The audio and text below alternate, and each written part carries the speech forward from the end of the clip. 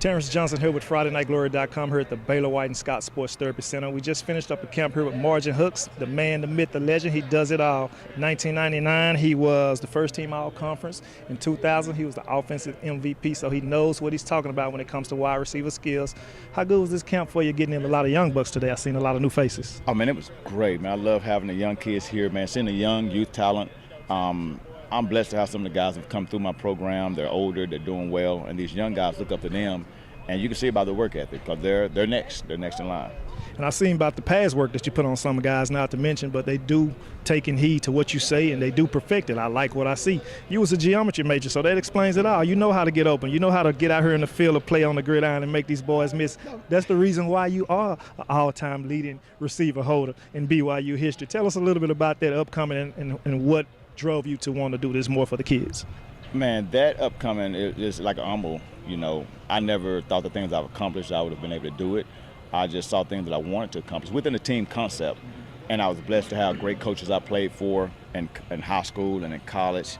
And, even in the pros, just learning things from different coaches I've seen, different players, learning some of the techniques, sometimes the mindset that they use.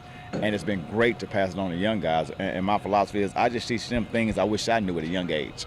So, and that's how I'll bring them up through. And it's some bumpy roads. It's not something that happens quickly. It's a process.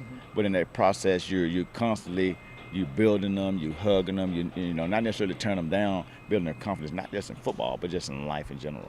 Right. Yeah, because coming from a lot of backgrounds, like me and you personally just growing up in the later years, we didn't have all the stuff that the kids have now. So it's best for them to take those opportunities, like you say, and a lot of them grasp it and hold on to it. A lot of them don't. But, you keep doing what you do. We like what we see, and I know you can't look forward to the season. Oh, man, I can't wait. I have numerous guys that are returning who are top receivers in the area.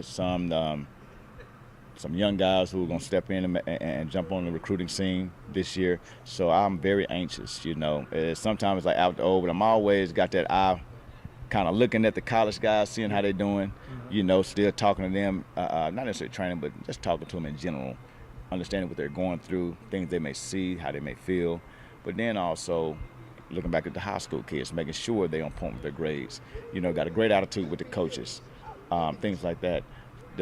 More than just what you do on the field. Because, again, when you're getting recruited, they're recruiting not just you, but they're recruiting your family.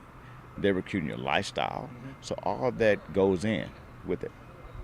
We appreciate that, sir. We're going to wish you a good and continued success. Look, I know you can't wait to look forward to the season like I can. Here, Terrence Johnson with Friday Night Glory and my cameraman, Roger. We are about to get out of Frisco. We hope to see you in the fall. Appreciate it. All right, thanks, man. Good one.